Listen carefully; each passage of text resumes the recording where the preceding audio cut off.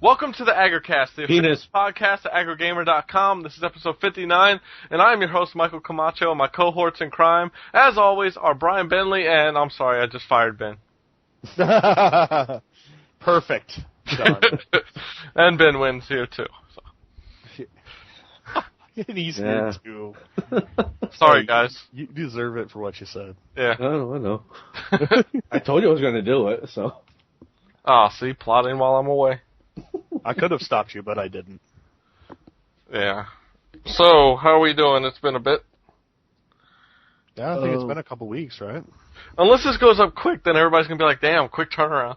Yeah, no. I think it was just like yesterday. We got one. We just got one yesterday. What the hell? It could be better right now. Just a lot of things going on at the moment, so. Yeah, I saw. You saw? Yeah, that status on Facebook has got to stop changing. I think that's it, but. Just say no. Yeah, just say no, dude. It's like, okay, listen to Nancy Reagan. Just say no. Right. No, we're good. We're still friends and everything. It's Leave it at that. Yeah, that's all I'm gonna say. So.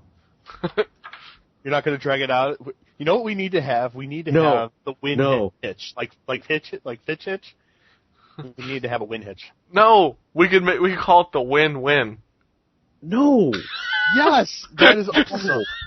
We're gonna call it the win-win. Oh God. Oh, Win a date with Ben Win, so win-win. Just shoot me now, please. That is fantastic. That's Yes. the best idea ever.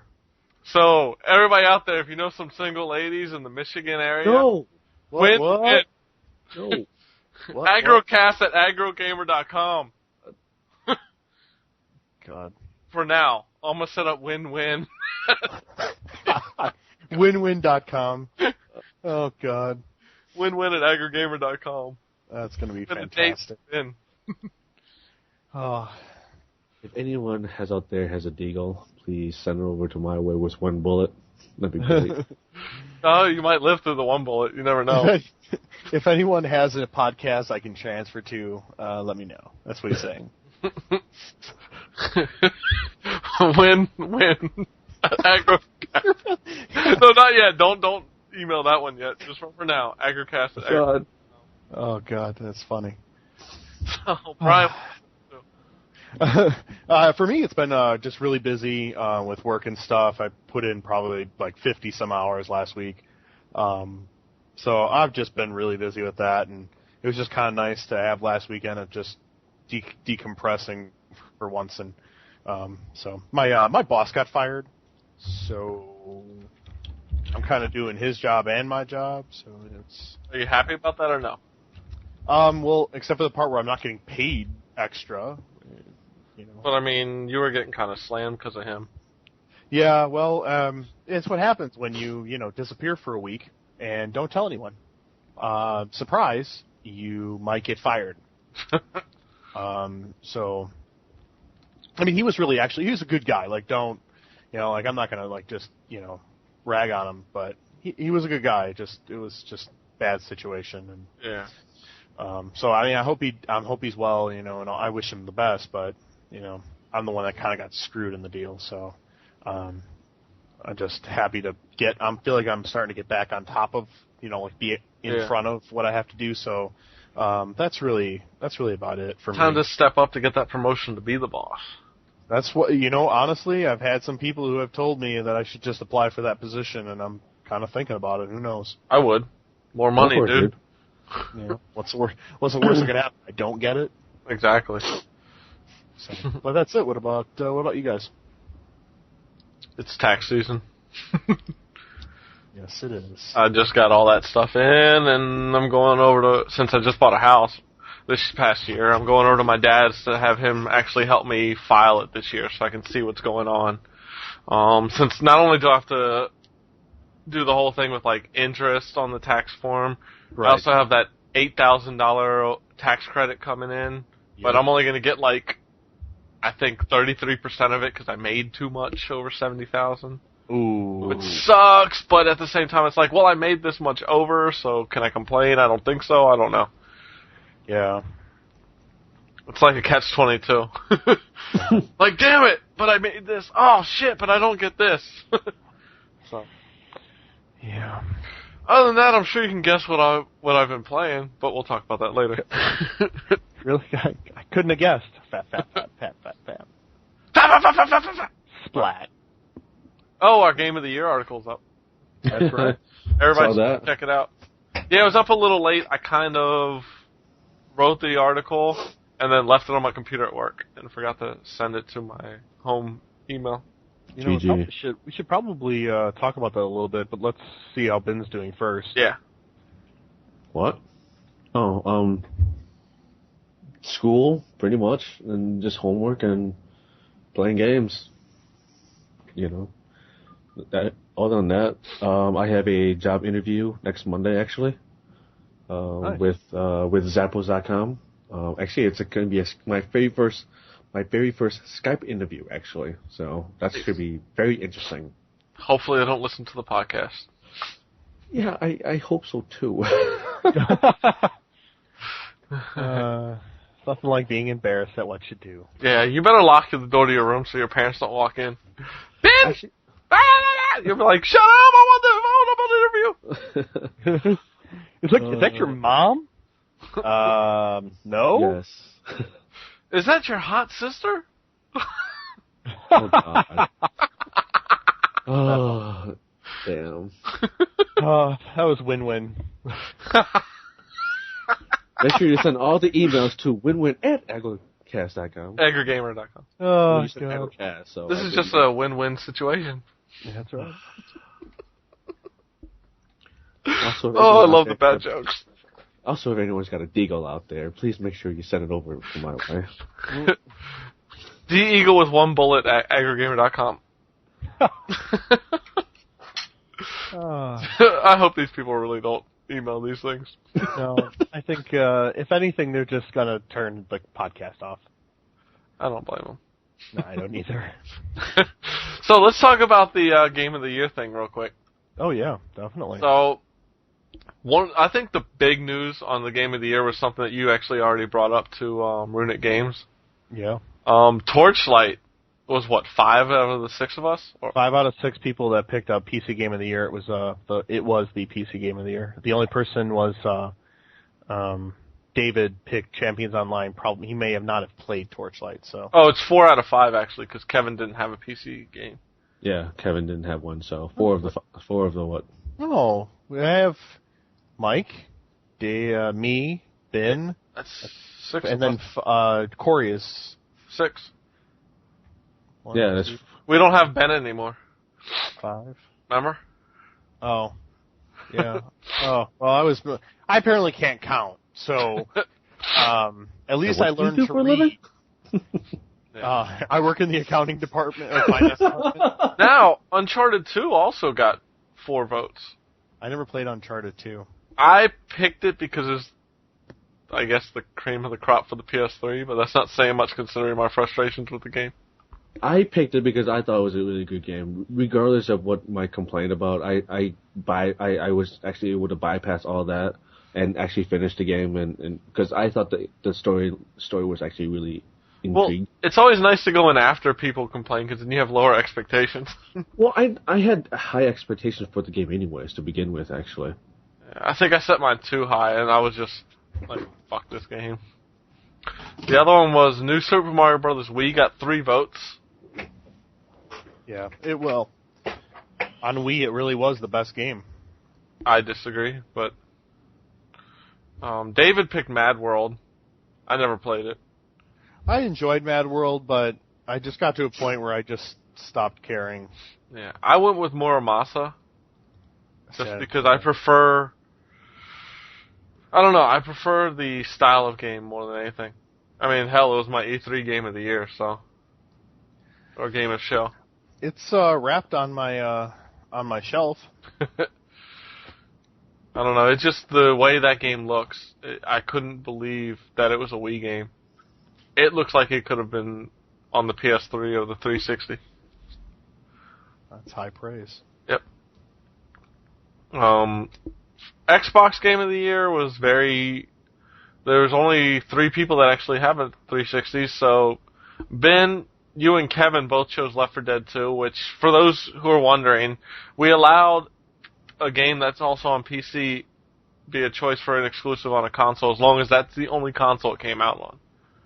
So, we had 2 for Left 4 Dead 2. I chose Halo 3. PS3 for you, Brian, was Killzone 2. Yeah. See, Actually, if anything, now in retrospect, maybe I should have changed it to honestly Fat Princess or Flower. I played those more. Yeah, but those are download. Them. Yeah. Well, they're still PS3 exclusive. Well, let's give Ben a chance to... You were about to say something. Well, I wanted... It was a toss-up between Halo, ODST, and Left 4 Dead 2. And I'm like... I had to think about it. And I'm like... I played through both. And I was like... Well, not really all the way through, but I played both of them. And I'm like... Which one was a better game? And ODST, as a writer was... Left 4 Dead 2 was a bit better, so that's why my Xbox game of the year was Left 4 Dead 2. Because I just couldn't see myself picking ODST. I just couldn't. Did Valkyria Chronicles come out last year? No. Oh, okay. I must have looked that up already because I didn't pick that. But I enjoyed that. I played that a lot last year. I actually picked Flower as my download game of the year across all platforms. I just thought it was a very relaxing experience. It was different. I liked that. It didn't feel like anything else I had played. And it, like I said, I could sit on the couch after like a stressful day and just start going with the wind with the flower petals, and it sounds very effeminate, but damn good game. And I hope to see more things like that. Well worth the $10. I really enjoyed it, but I just loved Plants vs. Zombies too much to not pick that. Oh yeah, we were playing that for like how many weeks in a row? Yeah, it was ridiculous. Yeah. I mean, it was like one of those games where it's like I would wake up in the morning, play one board, and then have to do whatever I had to do for that day because it's too addicting. Yeah. I could sit there for like hours and just play through the game. Yeah. I mean, I'll still even go back and load up the game and play a couple rounds or two, just for the hell of it. Yeah, Batman Arkham Asylum got a couple multi-platforms. Brian, you had the only rhythm game on here with Beatles Rock Band as multi-platform. Yeah, just because I love the Beatles. Ben was the only one to choose Assassin's Creed 2. See, I like the story that was in it. Just the gameplay I thought was really, really good.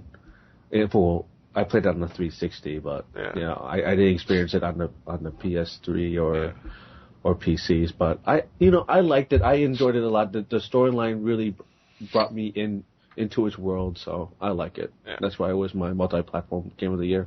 Yeah, Corey and I both picked Dragon Age Origins. Big surprise. If that would probably be my overall game of the year if we chose one. I'm kind of glad we didn't, though. I agree. I mean, I'm glad we broke it down with each individual picks. Like I said in the thing, it's like, I don't want to have like 6 people trying to vote for titles. Just here's what we thought. Yeah. Go from there. I kind of branched out on a couple of these picks. I had DS Game of the Year, Suikoden Tear Crease. It came out earlier in the year. Kind of was like a love it or hate it against Suikoden fans because it didn't stick to the exact formula, but I thought overall, minus the voice acting, it was very well done.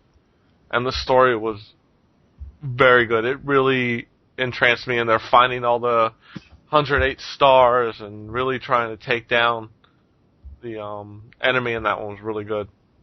And then I chose Fate Unlimited Coach Portal, which was a download for the PSP, but it was at $30, so it was more of a full game.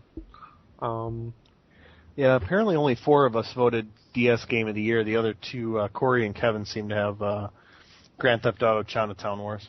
Yeah. Which eventually came out multi-platform, but it came out so late. Yeah. It mostly got ignored anyway. on the PSP. And I was so mad. I'm still bitter about that. Yeah. So yeah, I wouldn't vote. Kevin did pick PSP game as Resistance Retribution. Interesting choice. I thought it was fun. It was interesting to see how they set up a first-person shooter with the one stick face buttons.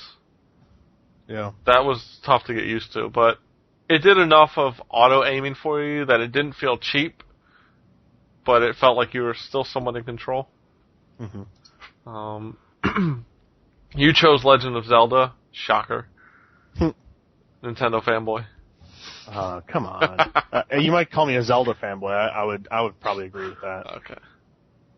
Well, you know me and my BioWare fanboyism, so I chose that one. Yep.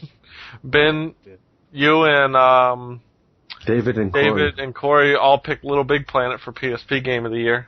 Yeah, I was actually surprised that the three of us picked Little Big Planet. I thought I was going to be the only one for that one. I don't think there was really a lot of games that really came out for the PSP that really stood out. See, it was really rough for games for the PSP. I mean, sure, there was Final Fantasy Dissidia and Assassin's Creed and was it? I don't think God of War came out last year, did it? I think it came the year before. But it was like it was like really nitpicking. Yeah. Well, DJ, if I had a runner-up to Fate and Little Codes Portable, I would have gone with DJ Max Fever. See, I didn't play that, and I just didn't have any interest with it. Yeah, see, I'm not much of a rhythm game fan like that, but I had a lot of fun with it, and I like the music, the very Korean pop, J-pop style of music they have on it. So. Oh, is it mostly K-pop, J-pop in there, or? Now the versions from Korea have a lot of K-pop, like original K-pop. The one that came out here is kind of like original type songs. They didn't use a lot of the K-pop, unfortunately. But I have the Classiquai edition, which is awesome. Always love songs from that group. Yeah. Probably leaving Brian a little lost. Yeah, not too familiar with the K-pop scene. Yeah, Classiquai is a Korean pop trio who aren't really pop. They're a mixture of kind of like dance, but they do it in a very different way. In a very orthodox way. Yeah, the very unorthodox way. Like, it's very different. They mix up many different styles to make their own unique sound, and I guess it's probably the reason they got their own version of the game. But it was a lot of fun. I actually picked that up at Otakon this past year. Nice. How much did you spend on that? $60. Oh, dear God. Imports, man. I know, man. It sucks. I don't know. So, and I think I was the only one that played an import game, so I went with Lucky Star Idol Meister. Big surprise! Yeah, I know, Lucky Star, right? I was like, what? Well, basically, it was like Lucky Star parodying the Idol Master games that came out earlier in the year for PSP. But it stars the Lucky Star cast, and you gotta really know Japanese, but at the same time, if you're just into the cast, it's kind of fun to try to guess and play around with it. So I had fun with that. So that's fun. Those are our picks. Hey, we hope you guys enjoyed seeing it, and I know a lot of people are probably wondering, I know Boricua Storm came in and was like, hey, no Modern Warfare 2? Interesting. I have to say, Modern Warfare 2 was a good game. I just don't think it was as good as Call of Duty 4, and I don't find it as like a Game of the Year candidate this year. There's too much coming out. I find it funny with everything that pushed itself back to not go against Modern Warfare 2.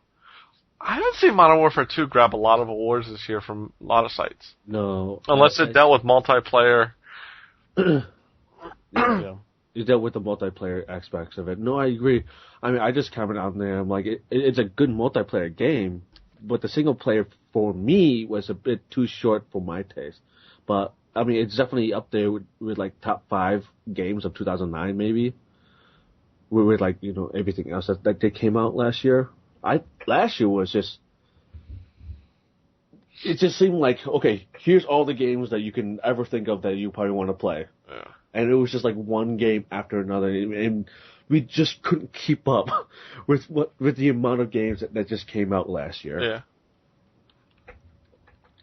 Yeah. Sure, it started off slow with Killzone 2 and whatnot in the beginning of the year, but other than that, it certainly picked up after E3 from like August on.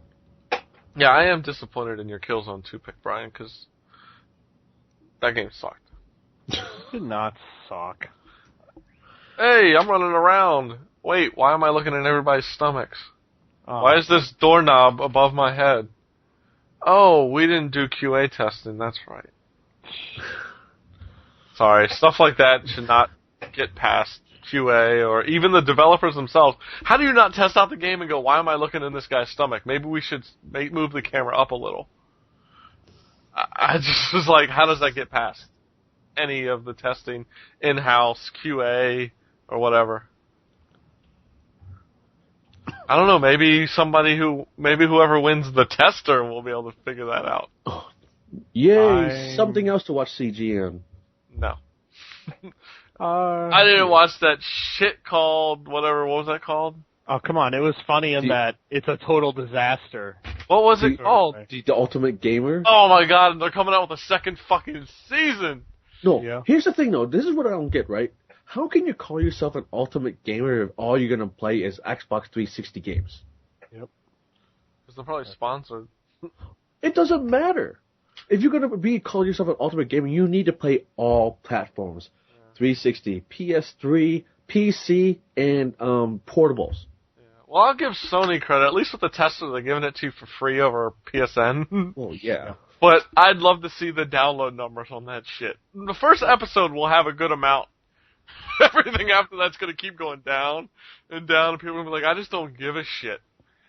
Again, it's one of those things where I really think they missed it by not just having it only in a thing in home. I agree. I don't get it. I'm like, what? Just have it on in home where they have to go in. Look, the whole PS3 should be home. That's the thing. The whole PS3, when you boot up that PS3, you should be thrown into home. And you access everything you want to do, games, whatever, through things in your little house or whatever. That would be interesting. And you bring friends in when you want to jump into games. Yep. But the problem with home is they don't force you to use it. No. Yeah. So people are like, well, fuck it, this is easier. I know it's more difficult to do it through home, but if they made that the only way you could do it, people would fucking use it, and it would get better.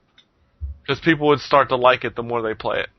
Right now, I have no use for it because nobody else uses it, so I don't give a shit. It's just a bunch of dudes running around with, like, female avatars. You can see the cheesy grin on my face right now. Yeah, I'm thinking in my head, I'm like, he's probably got this huge grin on his face right now. I would never. Yeah. Speaking of avatars, my avatar on 360 is currently in Mass Effect uniform. Yeah, I saw that. You paid money for that? Fuck yeah. They deserve it. Oh, jeez. So, let's get to somebody at BioWare is going, oh, that was nice. Thanks. So, Mike. before we talk about that topic, Brian, let's let you go first on what we've been playing. What we've been playing. Well, God, that's right, because the whole thing's going to be another Mass Effect Fat Fest. Well, of course, I've been playing Lord of the Rings Online. Have actually kind of gotten a little bit more into the obsessive area again, so I've been kind of playing that a lot. Also put in a few hours into Chrono Trigger last night while I watched my computer do a system scan, virus scan in safe mode, because my computer blue screened and then it froze on the restart. So I was kind of worried, so I quickly threw it in a safe mode and did a scan. So I got to play a lot of Chrono Trigger. I just got the time warp ship, the time traveling ship. Yeah. Nice. Yeah, I called it because I only had 6 characters, I called it the flux capacitor, because it's what makes time travel possible. Wow. Yeah. I'm that guy. Yeah, I can. So, other than that, I've been playing the Salt Shooter from Sodium 1 in PS Home, and I will say that it is actually one of the more fun places to go in Home. It actually gives you stuff to do. There are achievements in it, so I just have a blast just going in, and You can go in there, and there's the salt shooter game, which does cost $5 to actually play the game. You can do the training thing for free, but if you actually do want to play that, you can. I really enjoy it. I really like it a lot. There's a lot of good things to it, and it actually got a lot better once I figured out how to. Once I actually read the bottom of the screen that told me how to upgrade my weapons and stuff. Yeah. Because I was getting owned, and I'm like, I don't understand why I'm not getting any better. I should be like leveling up or something. And then I realized that at the bottom it says press square to upgrade. And I'm like, oh, I'm an idiot. And the surprise, I started winning levels again once I upgraded my weapons and shields and stuff. So that's a lot of fun. You can go and stomp these mechanical scorpions. And at first you're kind of like, okay, this is kind of dumb, where you have to like sneak up on the scorpions and stomp them. And then all of a sudden I found I was just doing it over and over again. And I'm like, okay, I've been doing this for like an hour now. And I'm enjoying this way, way, way too much. Plus they have a ton of achievements in Sodium 1 that are tied to scorpion stomping. So you're like, okay, I just need a few more and I'll have reached this achievement. So like the achievement whore in me is like going berserk. And I think the only achievement I don't have at the moment is Pincushion, which is get stung 1,000 times. I'm at 107. Wow. Nice. Yeah. So I'm trying to not just log on just so I can keep getting stung. That seems like a dumb idea. They also have a bar that you can go and you can there's a mini game to either make a drink as a bartender or drink a drink as a customer. So if a customer is standing there and they order a drink, then one of the people who are playing bartender have to go and make that drink for them. And then they have a mini game for them to drink it. While you're doing all these things, they give you sodium credits, which you can buy. They have little goofy things you can put into home. So it's not like anything, that would already cost money and you can get it for free because you do this, but maybe that might be something that they might look to doing in the future. So I don't really pay too much attention about getting sodium credits, but I'm really just enjoying myself, and it's free unless you pay for the salt shooter game, which is $5. So I guess I'll just do on the deal right now, which is go into home and go visit the Sodium 1 place inside of PS Home. It is a shitload of fun. You're about the only person I know that even goes into home. I normally don't. They had get the free mag T-shirts, like get a one for Valor, one for Raven, and one for Sever. So I went and did that, and while I was there, I was like, what the hell is this glowing ball thing? So I went into it, and it was a Warp 2 Sodium 1, and then I downloaded and then bought the game and just have been having fun there ever since. Cool. So that's really about it, and that was on the DL, so. All right. I think you're up next, Mike. Yeah. I'm going to start off with the 3 other games I've been playing before we get to the 4th one. First, I've been playing a while. I don't remember last episode. What was I at, around 31 or so? 43 maybe? Something around there. Yeah, I think that's right. I went up about 15 levels in 6 hours. Jeez. Friend of my friend Justin, his friend who's in the guild, came and took us to, I believe it was Stratholme, and basically leveled us up that quickly. Damn. We were just going in there. He was killing everything around us. Things are going. We're just picking up loot. He's killing, picking up loot, killing. We're getting experience, leveling up about... At first we were doing about 2 levels every run. Then we were doing a level each run. We'd go back, sell all the loot that we found. So we were just doing that. One funny thing was we jumped out of the instance. And there was a horde guy standing there. His friend, because he's a level 80, and this guy's like a level 50, he just goes, boom, dead.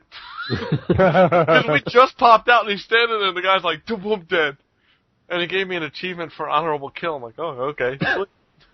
What does that mean? Like you were standing there and you let someone else kill him? Yeah, Pretty much, yeah. We were laughing because it was like, man, that guy didn't stand a chance. He was probably sitting there waiting for somebody to show up.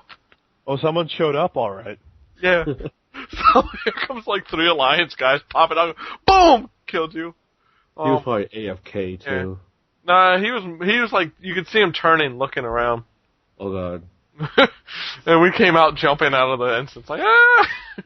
But, so, I finally got my first death in PvP. I was running in, the Arathi Highlands, just doing some mining and skinning, getting my, stuff up. And I'm running along, I'm like, oh, there's another mining, I'm really, next thing I know, I get sucked back.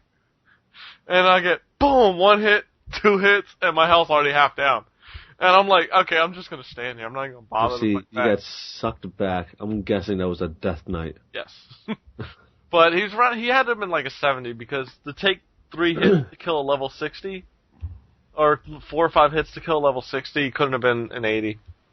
Because literally, it was like, he hit me twice, and I was down to like half health, and he hit me 3 more times. But I didn't even bother fighting. I was like, I'm not gonna do shit. So I just stood there. I was like, come on, fucking kill me, asshole. Luckily, I'm a rogue. He's an asshole. Yeah. Nice. Hey, I didn't kill the other guy. Yeah, it was honorable. I have yet to kill anybody in PvP. I've seen people 20 to 30 levels lower than me, and they'll see me and start running the other way, and I'll just wave. Because I'm just out there usually doing my thing. I'm not somebody who's like, oh, let me go fuck this guy's day up. I don't want to be bothered. I'm not going to bother somebody else. Oh, no, no, I'm that guy. I'm sure you are. I'm not. I play nice. Because I've seen people who are skinning and doing things, and I'm like, I'm just going to leave them alone. I got my own things to do, and So when I came back to my body, I love being a rogue, because it was like, res, vanish. And I hit my sprint and vanish and ran. Nice. I was like, I don't know where this asshole is. Let me just go hide for a bit. Well, actually, if he was nearby you, he could still see you. Because he's so high up in level. But that's why I put a sprint on. Well, yeah. So if I get far enough away, he can't see me. So just did that. I'm still at level 60. Because I took some time off from playing that. Just got in Lich King, so I might be making my own Death Knight at some point. But other than that, I've been playing 2 DS games recently. I played some Phantasy Star Zero. It's very much like Phantasy Star Online. And it's a lot of fun on the DS. And I have to say, it was kind of interesting to see it brought over to the DS. Still kind of like the same graphics, too, from the Dreamcast, almost. Not as clear. But if you played Phantasy Star Online or any of those games, you've played this game. So if you like that, it's great to run through, grind, kill things, pick up loot. I got to the first dragon, and I got my ass whooped. And I got fucked up. So, it's a game that's meant to be played even online with the DS, but if you don't play online with it or know people that you can link up with, I have to say, don't bother unless you're willing to just sit there and grind out levels and stuff like that. But, it's fun, but it's just like the other Phantasy Star Online games. It's better with friends. Other than that, I've been playing Sands of Destruction. Very interesting game from Sega. You're not the typical whiny person who's destined to save the world. Instead, you're kind of like this whiny person destined to destroy the world. Do I have to? See, the reason why I say whiny is because they have English voice actors. And they make it sound so horrible. Everybody sounds like they're fucking whining. I'm struggling to get through it. I keep reading, some reviews are saying it's just very generic and boring. Some say it's actually interesting, but I'm like, I can't get past this voice acting. And you can't skip some of the dialogue, especially when they're voice acting. And it drives me insane. I can't be like, okay, I've read it. I don't want to fucking listen to you talk anymore. I've read it. Go! So it's almost like playing Star Ocean in a way. Yeah, but you can't skip anything. Well, yeah. Which makes me like I'm literally like banging every button on the DS like, come on, let me skip this motherfucking shit. It's bad. I don't think I'll make it through. I'll probably trade it off before I finish because I just can't. I hate bad voice acting.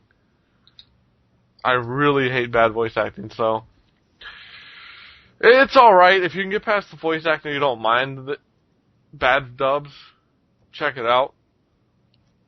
Combat's very interesting.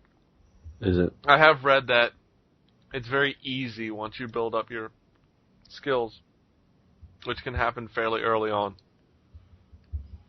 So, other than that, I've been playing one of the best games I've ever played. Oh, jeez. Mass Effect 2. I'm going to make this spoiler-free, or as best as possible. But if you don't want to hear this at all, you may want to skip ahead a bit. So I got Mass Effect 2, and I popped it in, and the importing your character is really cool. Basically, if you've played through Mass Effect 1 and you've even done it multiple times, it's not your last save that gets transferred over. So you get to choose? Yeah, every single playthrough that you've finished, it basically, because you started over again with, like, it's like your story plus. Like, you're starting anew, but with all your bonus powers and stuff. So when you go through, like, my first one was Paragon, second one was Renegade, then the last one was like, I gotta hit level 60 and max out credits, which I did. But it let me choose between any of those three. As long as you finish, you can choose one of those characters. Nice. So, that was really cool.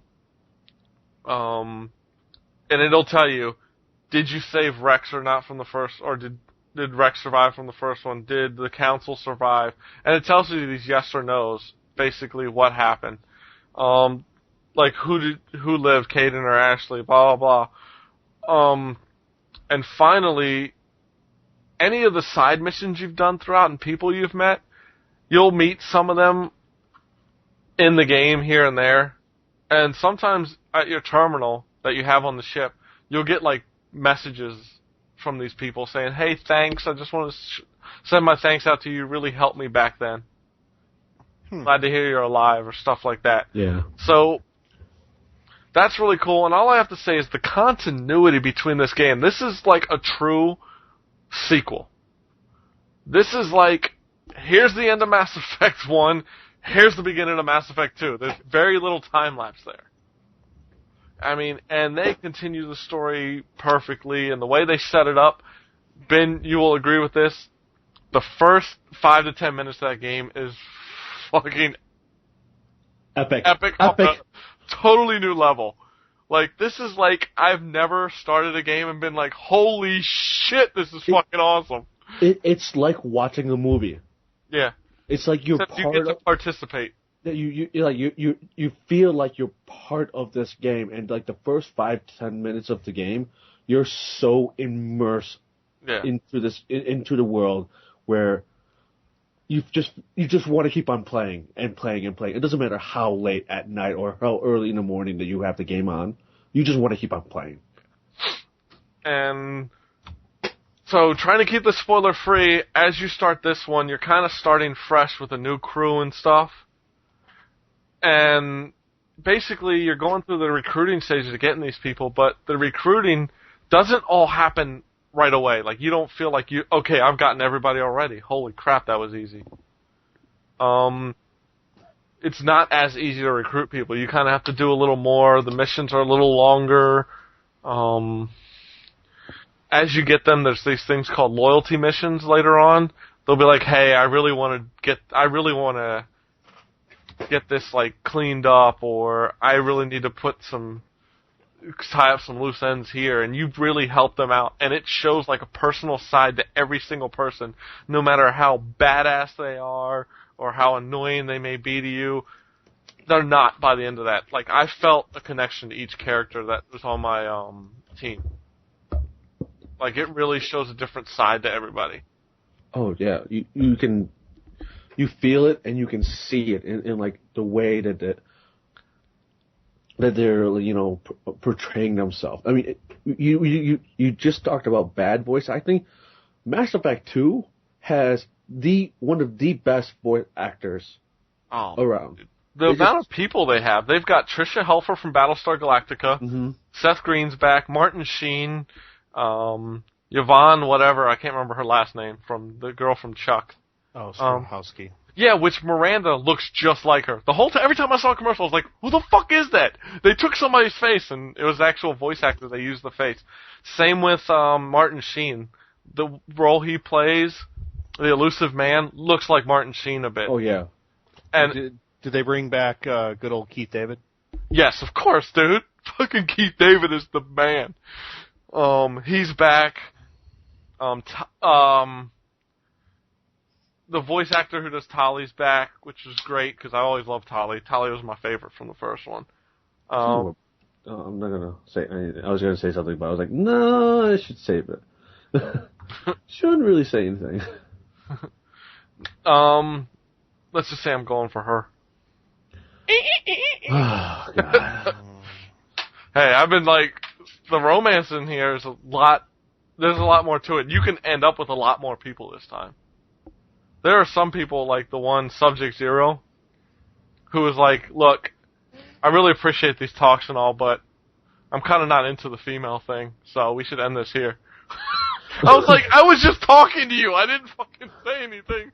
I didn't flirt. I was like, what are you talking about? Wow. Another new guy, Morden, is hilarious. The way he talks is great. He's a and he's funny just to listen to. Wait, he's that scientist guy, right? Yeah. Okay. Quick, very fast paced. The combat this time around, holy shit. I know, Brian, last podcast you complained about the combat. Yeah. You were like, this is kind of bad. Mass Effect 2 took those complaints and said, here you go, this is genius now. Cover works quick, efficiently. You're no longer commanding both people to a spot. You command each of the two squad members to their own individual positions. You can call them back, or you can tell them just to go straight ahead into the firefight. When you're healing, it's quick. You bring up, I don't know how it is on PC. On 360, you bring up the little menu. Click on that real quick. They're healed. They're getting back up, and you're still into the fight. There's no overheating this time. It's reloading these thermal clips.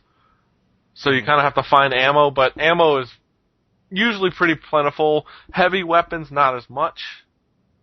Because now you have rocket launchers and other weapons, like grenade launchers and stuff. Which you don't get as much ammo. I will say I have this one weapon that is just destroys everything in its path. I'm not going to say what it is yet because you got to find it. That's the other thing. You have to buy these upgrades or prototypes for weapons, armor, all this. And to do that, unlike the first one where you just drive around empty planets in your Mako collecting minerals and stuff for no reason, you actually now scan planets. You scan planets waiting for this seismic bar to jump up and tell you whether it's iridium, element 0, palladium, or platinum. And basically, when it hits like a really high peak, it gives you a ton of this mineral. The lower peaks give you less. Sometimes you can get 2 at one time, 3 at one time. It seems kind of tedious, but I think it's a lot better. Because I can go through these planets and take it from rich in minerals to depleted within like 5 minutes. Mm-hmm. But it's cool because it actually gives you something else to do. Trying to think what else is there. To bypass security or other things, you can now do hacking or the bypass method. Bypass, it's kind of like a matching game. There's 4 pairs of symbols. I thought 5. No, maybe there's 4 or 5. So you pair them up without making mistakes, and you can get money out, unlock doorways, stuff like that. It's not just that little... the PC had it where you had to get that reticle down to the middle. Yep. And the old Xbox was like button presses. You had to do like a sequence of button presses as they popped up. Yeah. Like almost, not Simon Says, what was the other one?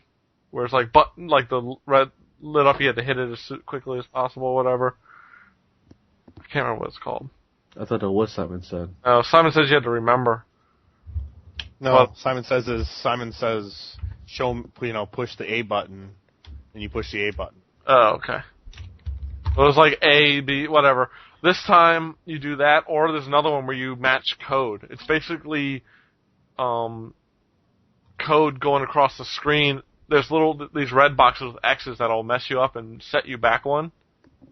But if you can match up 3 sets of code without messing up or without running out of turn or tries, you'll be able to hack through as well. They're not the best. I've heard some people complain that they're not great mini games, but I think they're better than what they had. It's a lot more interesting in my opinion. Overall, the graphics look even better than the first one. There's no screen popping. I haven't had a frame rate issue yet. I do kind of miss the Mako at times. I know a lot of people hated driving that thing. I kind of miss that you don't use it at all. But I like the fact when you go down to planets now, you're just dropping a shuttle and there's your mission. Oh yeah, when you're scanning planets for minerals, sometimes you'll come across anomalies. And basically when you hit this little white dot on the planet that's the anomaly, it shows there's a new mission and you can land and that's what you can do. Huh. You'll find a lot of side missions on planets and far off galaxies and systems. It adds a lot to it. I'm trying to go through every planet before I hit endgame to make sure I've got all the side missions done and stuff like that. Conversations are better. Paragon, the stats I'm sorry, I'm going to go on about this game forever. Stats are a lot better now. Basically, you have 4 or 5 things. Shepard has about 5 stats that you can manipulate. Each person has 3 from the beginning, and if you unlock their loyalty, they have an extra one. And you put points towards these. If you max them out, you get to choose between 2 different degrees of how you want them to be able to use it. Like, let's say you have, like, a biotic power. You can say, I want them to do, like, heavy damage, where it's just one single person, and you fuck them up. Or you can say, I want to target multiple enemies, or that's the way you can make the powers go. So it adds a degree to your strategy of how you want to handle things. Same with Shepard. So they added a lot to it, and there's really not a lot bad to say about it. Right now I'm at a loss for what I thought was negative, and there were some negative things. There wasn't much. I really can't think of it right now. I thought the planet scanning was kind of slow at times, but as you upgrade your ship, because at first I was like, man, this planet scanning sucks. But as you get ship upgrades, you get one that even makes it quicker to scan planets, which I was like, oh shit, this is better now, because it almost doubles the speed. I kind of don't like the fact that when you're traveling galaxies and you're between 2 different like clusters or whatever of planets, you have to shoot through and you're using gas, so you have to buy gas. You have to buy probes. Probes don't bother me as much as the gas because it uses a shit ton of gas just going a little bit away. Oh yeah, it definitely does. You get fuel cell upgrade later, stuff like that. Everything is like on the ship is kind of upgradable later. I will say only one thing. The more loyal you make your crew, the better upgrades is the better chance you and your crew will survive at the end of the game. So they actually make it to where, okay, I have this crew, as long as I beat this boss, everybody lives. No. You need to make sure that that crew is tight-knit, your ship is tight-knit, everything is ready to go at the end. Because I only know a couple people who have made it through with everyone. Oh, really? But, if you're playing Renegade, like... It's harder to get loyalty. Yeah, I was going to say. Some of the people, it really is, like, because some of the people aren't looking for that. But Paragon, man, I'm a big Paragon person on my first playthrough. Next one will be Renegade. Oh, that's another thing. I know Binh's seen this. You have those interrupts now. Yep. Basically, when you're in the middle of an argument, you can stop the conversation with Paragon or a Renegade moment as they flash on the screen. Some you only have like a second to hit. I was in the middle of talking to some chick, and I remembered it from the first game, and the Renegade one popped up, and I just saw it pop up, so I was like, oh, I gotta hit it! Not realizing it was Renegade, and I punched the shit out of her. Oh, was it like, the that's fucking awesome! Was it the reporter? Yeah. So, but Spoilers. yeah, thanks, Ben. Hey, people are skipping ahead. You already warned them. Trying to keep it spoiler free though. There was one time though where I was like playing like this role with somebody as a bad cop, And I was doing a couple renegades, and the guy's like, look, kind of slow down, relax. So I was like, okay, I'm going to skip the next renegade moment. And it sits on the screen for like 10 seconds. I'm like, fuck it, I'll hit it. It's like the game will tempt you. Yeah. It's like, okay, we did this one for a second, because the first time I missed it, and I was like, fucking reload that. What the fuck was that? So, but this one, I was like, sitting there, I'm like, no, fine. Okay, I'll press it. I was like, God damn it. So they do like, there was actually a scene where I had to make a choice at one point, and I was like, fuck. I don't know what to choose. Like, I stopped, and I was like, oh shit, what do I do? What do I do? It's tough. They throw some decisions at you where you're like, oh man, I don't know what to do. Like, people have played the first one. When it comes down to choosing Caden or Ashley, I'd never even thought twice. I was like, kill that douche. I was like, I don't give a fuck about him. Like, so literally, I didn't. Seth Green steals the show when you go to conversations. After every mission, talk to him. Yeah, I really like right away, once I started talking to him, I'm sold on him being, his character was just amazing, at least for the very short time I played. Yeah. Trust me, he's even better in the second one. Because he interacts with the ship's AI. Mm-hmm. Like, he hates her, because it's Trisha Helfer on there. Hates it at first. But as it goes on, the jokes get better and better. Nice. I gotta say, they talked about it in the Rebel FM one. This one scene where you're kind of in this role as Joker, and he says something, and Edie, the ship's AI, goes, I like seeing humans on their knees. Joker you see the camera pan on Joker, and this look on his face is like, what?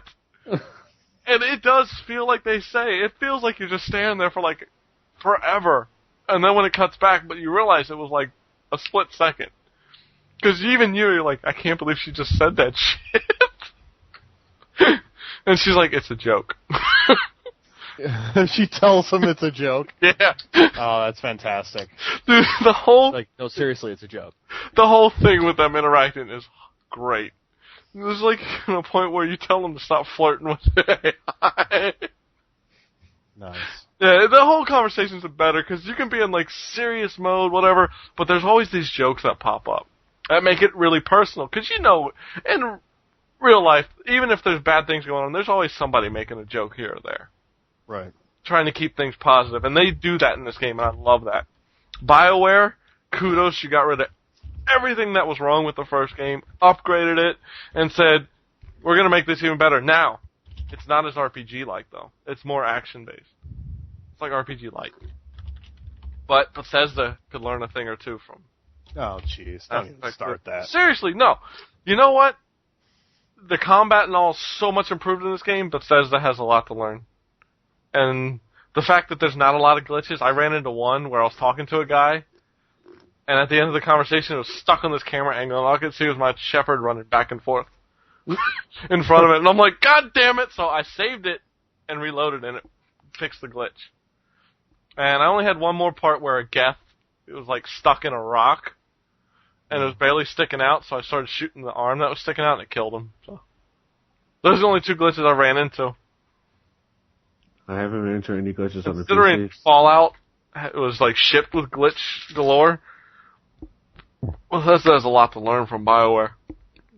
Storytelling-wise, gameplay-wise, presentation-wise. I'm saying it. Fuck it. BioWare is only proving why they're the best RPG company out there, and storytellers. Like, I do want to say, I'm not going to say what, but if you've read the books, there are references to what happened in books, in some of the books, especially the second one, because it was more current to the storyline, in this game, and it's really cool. Really enjoyed that. I like knowing that what you've read in the books is thrown in here. And they've already announced the third book is coming out this June. So it kind of keeps your Mass Effect fix going. Mass Effect 2, gotta pick it up. I can't believe a game this early in the year is already pushing that Game of the Year contention. Like, no joke. This will be a Game of the Year contention, if not the fact that it may make it to the end of the year and to the top. I mean, they've taken the level of storytelling in games and how you feel about characters and decisions you make to a whole new level. I should just put up a review, say, listen to this podcast. Oh, you're really desperate to get people to listen to us. Dude, I've said this is all just going to be written in words. And I get to writing the review and I finish the game. I'm very close to finishing the game, but I'm just trying to get all the side stuff done. Mm-hmm. The whole thing with the collectors is crazy, and there's a point in the game that something happens with the collectors that pissed me off so bad I'm just ready to fuck them up. Like, I was like, fuck these assholes, I'm ready to kill them. Who the fuck are they? They're basically the enemies in this game. Oh. Have you seen the commercials? Have you seen them at all? Not really. The trailer?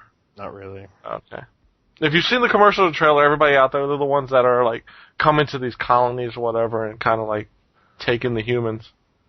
But there's something that happens later in the game that's you're going to be like, fuck these assholes, let's fucking go. It's like Starship Troopers. You're just going to kill them all. Oh, I'm going to kill them all. You're Johnny Rico. Yeah. And there's not a thing about story that I'm picking up that I don't want to hear or read. Like, and I can't wait for the second playthrough.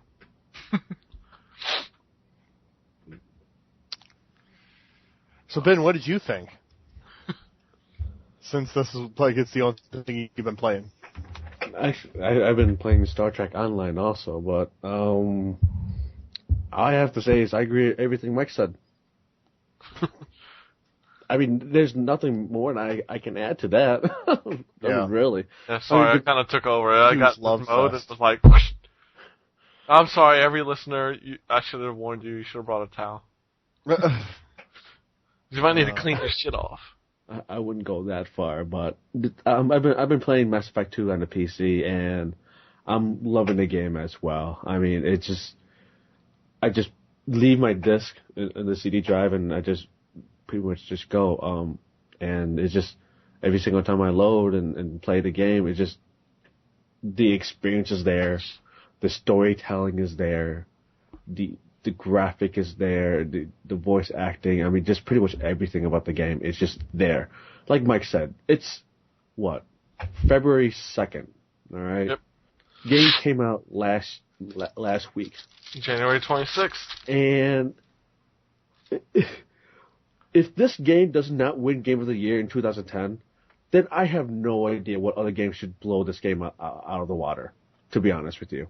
Because I'm looking at all the games that's supposed to be coming out this year.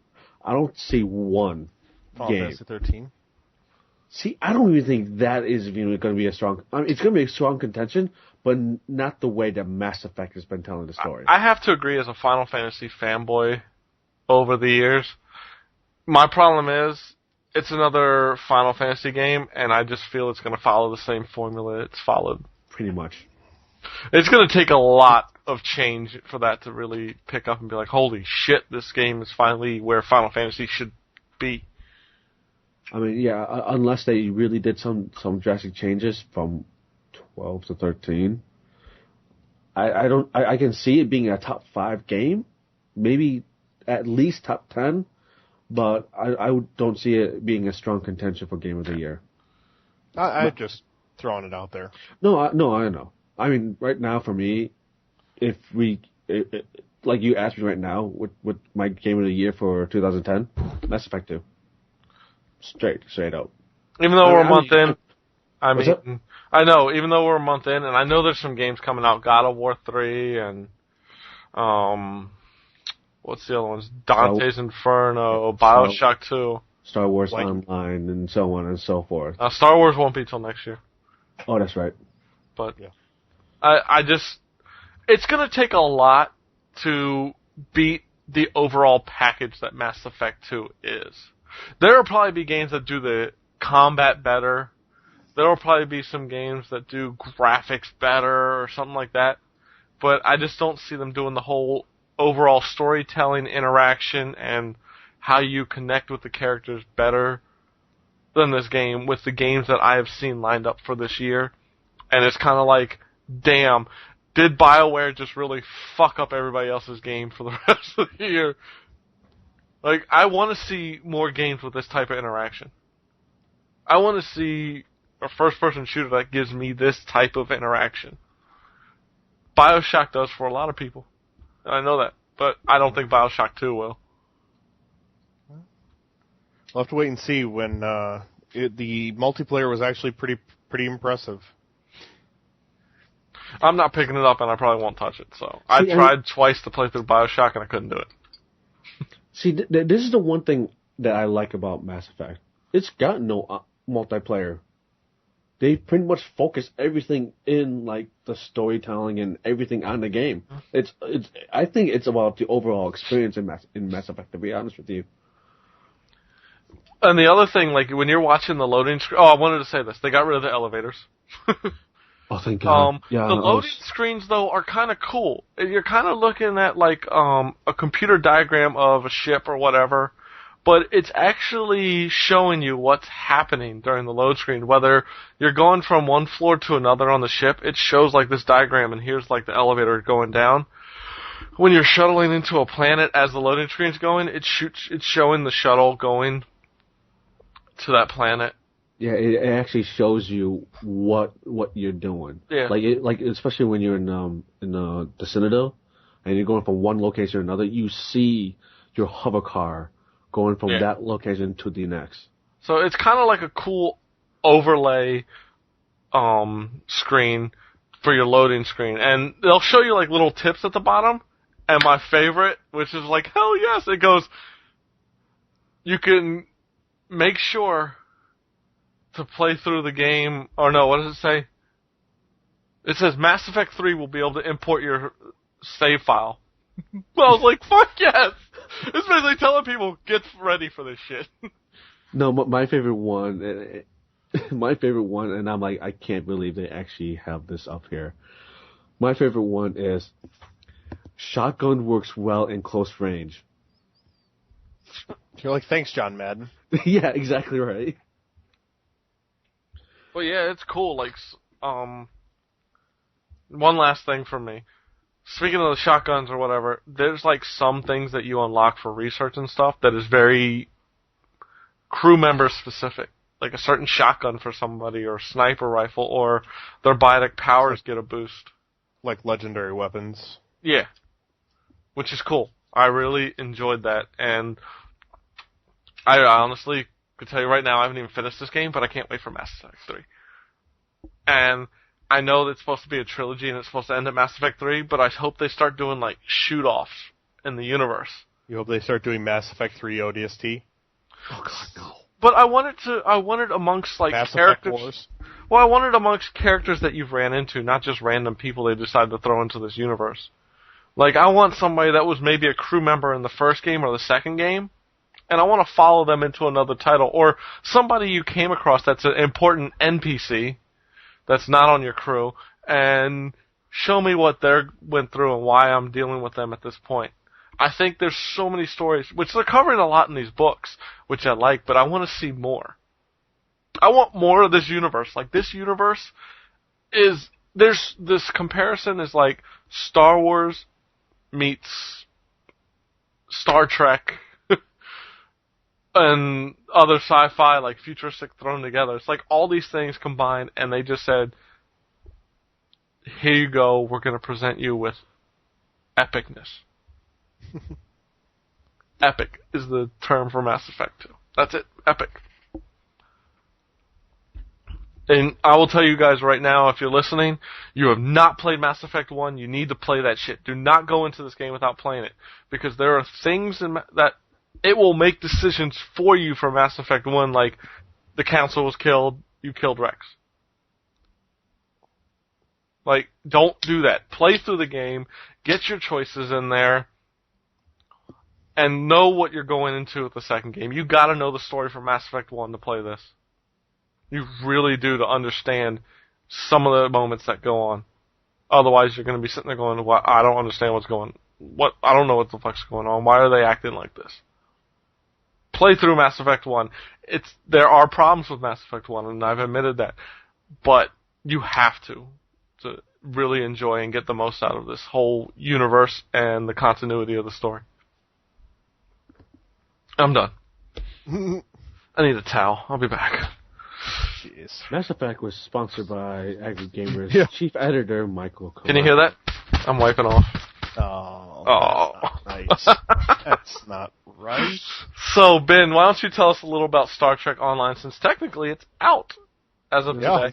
As of today, it's actually out right now. But Star Trek Online is still really fun. Your new addiction? Pretty much, yeah. Come back. What's that? Come back. No. Come back to WoW. I am not going back to WoW. Don't do it. Cataclysm's coming soon. Come back to WoW. Fuck Cataclysm. Yeah, you say it. Come on. But anyways, I'm really enjoying it. I mean, I have a couple buddies on there. Corey's also on there too. So we're the four of us is just roaming around the galaxy, killing Klingons, other species, the Borg, and all that stuff. And I finally got to the point where I was at the end of beta, so I get to experience new things from now on instead of the same missions that I was doing in beta. So, I mean, the one thing that we're having issues with was the downtime, the unexpected downtimes that they were having over the weekend in the head start. I mean, a lot of people in the forums was complaining. I mean, it was just like, it's like, this is not no head start. This is a fail start. I mean, it was comments like that. It was, okay, for me, it's hilarious because the people are like actually taking the time to go in and, making comments like that. And, welcome to Ion. Yeah, there's one comment that I found hilarious. It's like, they need to rename the game from Star Trek Online to Star Trek Offline. Oh wow, that's original. I'm like, really? I mean, it was pretty funny. It doesn't matter, Trekkies. The Old Republic's going to be so much better. All I have to say is it is going to own my soul. It's probably going to own mine too once it gets up. But all I have to say is this. Be patient with the game. The game just came out. Yes. I mean, no, there is no server lag or anything like that. Yes, you're going to experience some issues. Do the developers quickly realize it and fix it? Yes, that's why there's been 6-7 patches since the head start. We will go through this. It's only been a week. I mean, like a few days, really. But just deal with it. Sorry, Old Republic. BioWare made MMO? I'm actually excited. I'm excited. I know you are. How many freaking bargain bins did we have with Star Wars in it? You tell me. I mean, you tell us. Yeah, you're the one that tells us. It was like 5-6 weeks in a row. It was like, I have Star Wars. Like, oh my god, again. Yeah, I'll admit I'm a Star Wars fan. Yeah, I'm a big fan. I'm a fan. I can't wait. I'm a fan of Star Wars. I won't say I'm a big fan. I'm a fan of the original trilogy, but I'm not like a huge Star Wars nerd. I'm now a Mass Effect nerd. I love the universe. Oh, you're information. You're a BioWare nerd. That's what you are. I agree I'm a BioWare fanboy, but it's the Mass Effect universe that I'm really into. I like to learn everything about each race and stuff like that. And also, you sit there and read all the codex and whatnot. Yep. With that guy's voice. Oh, it annoys me, though. There's something. The guy who reads while you're trying to do the codex, sometimes I'm like, shut up. It's not a horrible voice. Just after a while, I'm like, shut up, I just want to read. Shut up. But, so, we're done with, what we've been playing. Took us long enough, but okay. Welcome back to those who are looking to skip past the Mass Effect 2. Yeah. We will, I no one else, I'm gonna apologize to our listeners who had Brian's to go through just mad that he's not there to play it yet. No, I'm still in the Citadel in the first one. Dude, you can run. I need to get back to it. And man, you're gonna be there for a while. You can run the main story in 12 hours. I understand that, but I'm the type of person who, now that I can scan these damn keepers, I'm going to find every single one of these fucking guys. Dude, that was a fucking pain in my ass. Dude, I finally was like, I almost gave up until I randomly found the last one. No, seriously, I'm going to go and I'm going to find those guys, because Let me tell you right now. I'm just that obsessed. Find the fact that points them out, because you will need it. And mark them off. I didn't have a picture, but I found one that actually explained each one, and I had to check them off. Because I finally had to start running back through each one. Yeah. Till I found the one that I never checked off. Because I ran through 3 times before I went to a fact. Because I was like, I can't take it anymore. And then the fact was like, I must have messed up because I ran across the last one that I had already checked off. Like, I was like, fuck, I'm so confused. Nice. Yeah, Yeah. So I'll end up doing that. Good luck with that. Comment. My wallpaper at work on my computer is Mass Effect 2. Oh, God. No surprise there. It's not right. Brian, it's Mike. It's never right.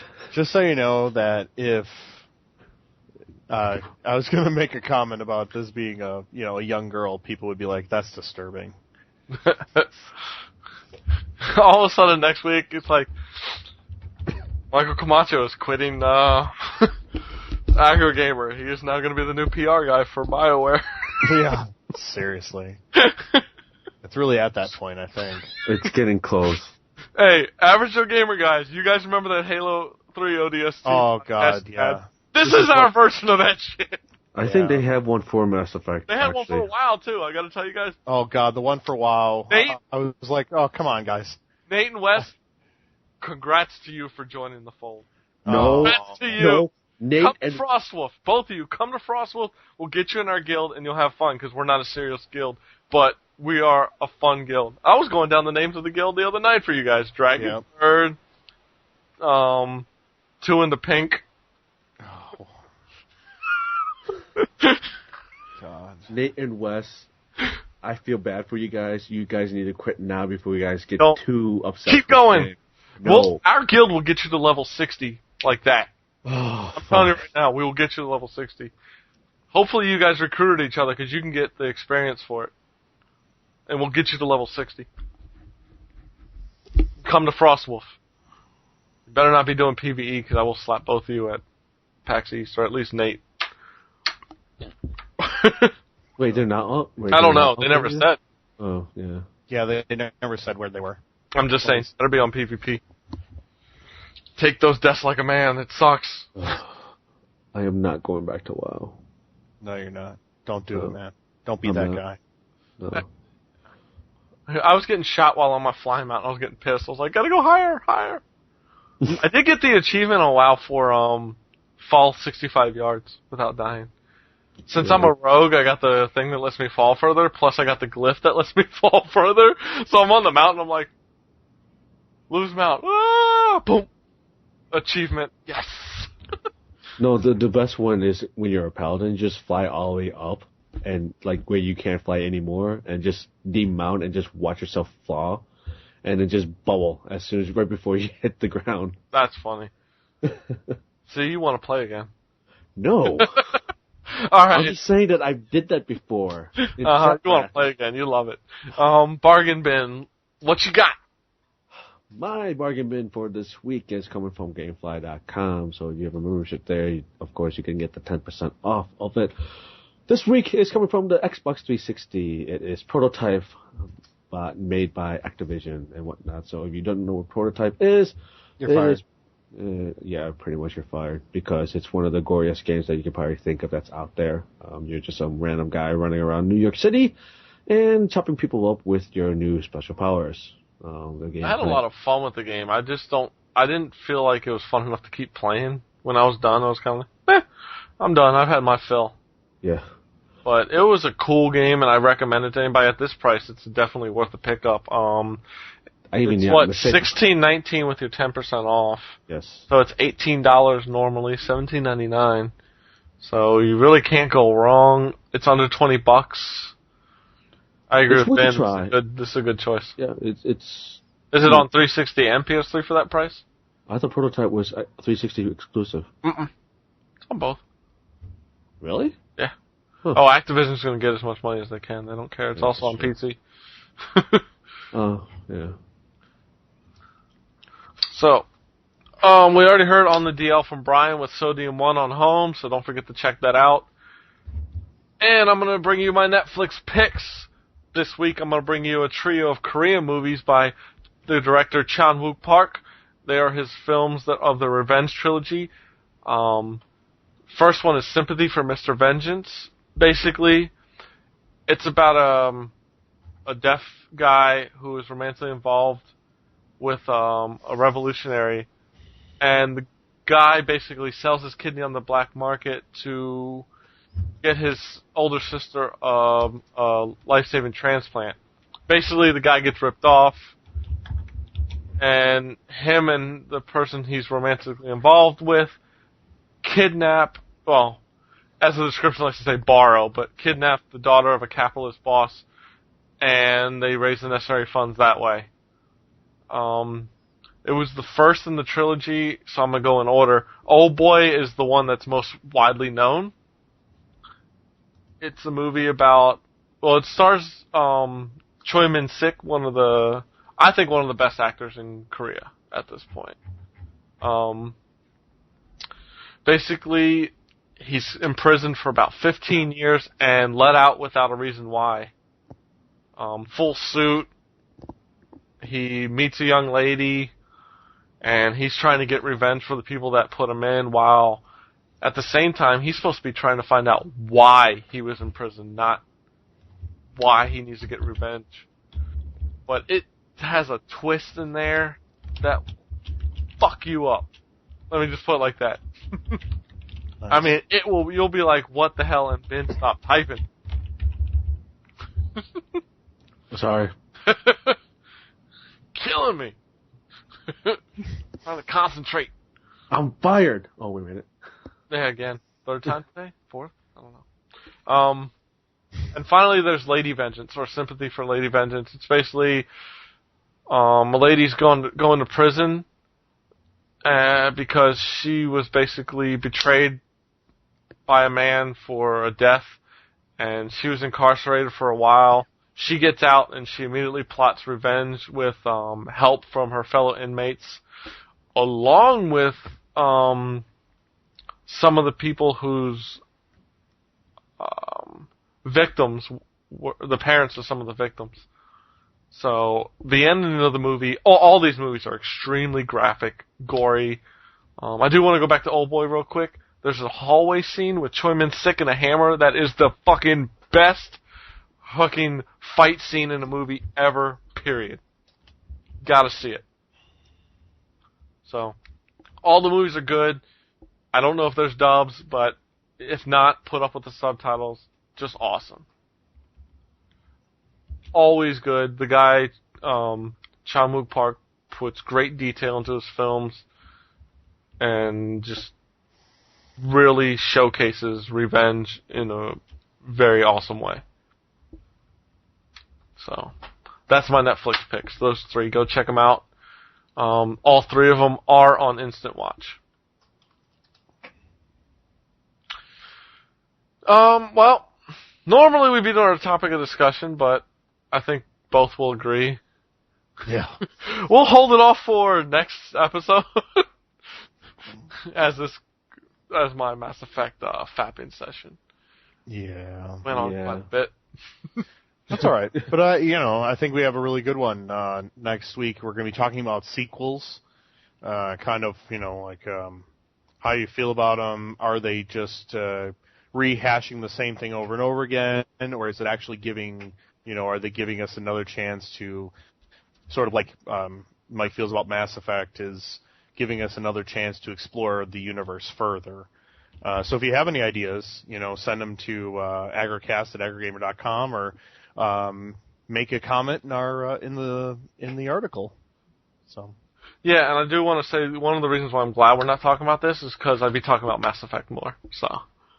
Yeah. I kind of don't want to oversaturate more than I already have. So save that for next week, especially after I finish the game, and I can tell you how much I nutted afterwards. Once again, Oh, I mean, sponsor, how much I kind of enjoyed it. Once again, Mass Effect is sponsored by Michael Kamastra, the chief editor of AggroGamer.com. Hey, I'm not the only one. All I gotta say is listen to all the podcasts lately. Oh, Mass Effect's blowing everybody's minds away. It is. I've been listening, and it's just all it is just Mass Effect. Yeah. And you know what? I'm not complaining because it is a great game, especially early in 2000. It's a great way to kick off 2010, to be honest with you. I agree.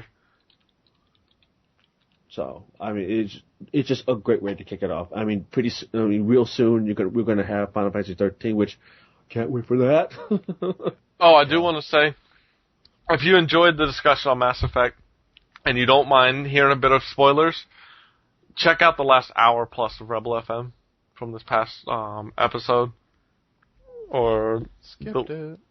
I'm sure you did. You still haven't played any, so. That's why I try to keep as many spoilers out as possible, especially the major ones. But yeah, check that out. He never got a chance, but Patrick Joint was back on the Geek Box. Oh. And he was going to talk about it, but really didn't get the chance, so maybe next week. This is about the one time I'll deal with him. But, yeah, there's a lot of different podcasts. I look forward to hearing Average Joe Gamer talk about it. They have to. I know Eric's ready for it. No, they already. I think they already have their podcast up for it. Did they? Yeah. Last one I heard they were only talking about WoW. No, they just recently uploaded one about a couple days ago. The title of it is called "We Are Massively Affected." Oh, I'll have to download that. Let me refresh because it's obviously not showing up. There it is. Oh, sweet!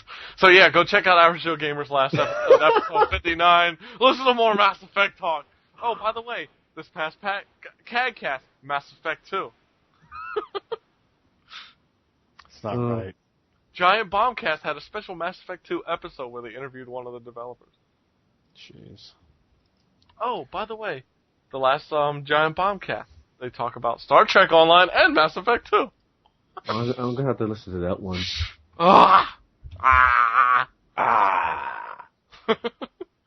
Brian's like, get me the fuck out of here. I was like, they're ending soon, right?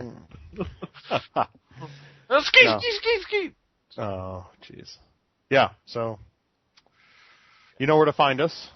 Pwn.com, Twitter.com. We have G Nitro.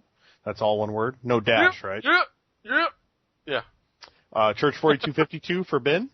That's me. And for me, you got Quiglin, Quiglin. Go save the universe with Shepard. And if you want to find me in Star Trek Online, I am Hoka, Houka, at Church4252. Yeah, we've never done that. Brian, what's your lot row if people want to find you?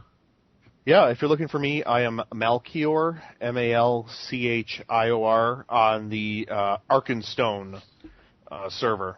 So look me up. People looking for me on WoW. My main character, all my characters are on Frostwolf, but my main character is Chisame. Alliance, that is Chissame. And you can find me there. I'm in the guild called Portals. There's a lot of Valve geeks in that. And Team Fortress 2 geeks. Nice. I hate them. Oh, you're fired. But if you join our guild, I do warn you, they are a foul bunch. No. Really? That's a shocker. Something that was said on our Ventrilo this week I was like, I said to somebody, that's the gayest thing I ever heard, and somebody goes, I want balls in my mouth. And I was like, okay, that's the gayest thing I've ever heard. That kind of kept escalating. I'm sure it did. I'm surprised no one bust out the Duke Nukem soundboard. Nah, that's... Balls of steel. Nah, they probably banned me.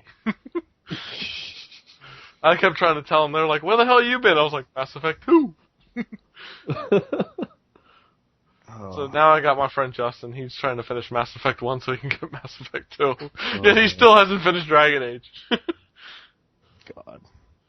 Yeah, that would be nice if I had like 1 month of not working so I could actually play video games all the time. That'd be nice. Yeah, I've been playing about 4 or 5 hours a night of Mass Effect 2. I'm in 33 hours now. Yeah. I thought it was going to be 27. Not when you want to get everything done. Damn. Actually, I just read a tweet from Nicole Z. She says, I'm getting close to beating Mass Effect 2, but first I must scan every single planet twice. Is that an achievement? I'm going to have to look. I'll do it. No, I'm not sure. We know. I'll do it! So wrong. Actually, all the achievements I've been getting in Mass Effect 2 have come without me really searching them out. Yeah, it's just coming just playing through the game. Yeah. So. Alright, so we will end this because I can keep going on and on and on. We know. Yes, we know. Sorry, guys. Hopefully next week, well, no, I'll probably have beaten the game by the next episode, so be prepared for a little more Mass Effect 2, especially with next week's discussion. Yeah, alright. Well, it's one of the arguments for one side of the sequel, so. Yep.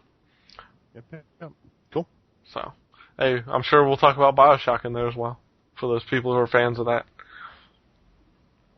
Oh, by the way, yeah, with games like that coming out, look for more reviews coming up a lot over the next couple of months. My Mass Effect 2 review will be up soon, as well as we're going to have a... David should be doing BioShock 2 and Dante's Inferno, if he can. I believe so. He's going to at least get Dante's Inferno up. Right. He's going to try to do BioShock 2, but his main focus is Dante's. The gal fanboy in him just has to do it. Huh. I don't blame him. It's a perfect game. My Star Trek Online review will be coming up within the next few weeks because I'm going to be playing through the game extensively to get through the majority of the experience and whatnot. So not really review as much as how the first 20 levels panned out, or however far you get. I'm at level 12 right now. Okay. I kind of, like we've said before, I know people have seen Champions Online. It's not so much a review as basically, because you can't review an MMO. Yeah, you can, because each experience is going to be different. I mean, it's going to be my point of like what I saw and whatnot, but just keep an eye out within the next few weeks. So yeah, definitely look for that for everybody interested in that game. Brian, before we go, do you have any reviews coming up that? The next one I'm set for is Heavy Rain. Oh, so that's this month. Yeah, that's towards the end of the month. But yeah. If you are interested in the game, they are doing an alternate reality game. It's HeavyRainPS3.com and sign up. I did do today they had like this YouTube thing where you had to keep a woman on the line and to find the killer. So tomorrow they'll have the evidence up. I did that right and got the website to where the evidence is. So cool. Yeah, it's so far been really cool. They've done good work on it. So nice. Yeah. I was thinking about doing White Knight Chronicles, but I just don't have time for that. Nah, you can keep it.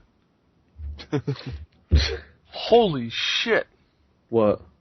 Just somebody is actually sending me the Get Smart 25 disc set of the complete series on GootX. Nice. Nice. For $60 worth of points. They'll get a tip, even though it's only another 50 points, but they'll get a tip. Wow. That's awesome.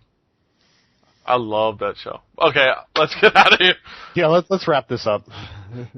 Alright, and we are out till next episode. Peace! Peace. Death to the Alliance! For the Horde! Mass Effect 2!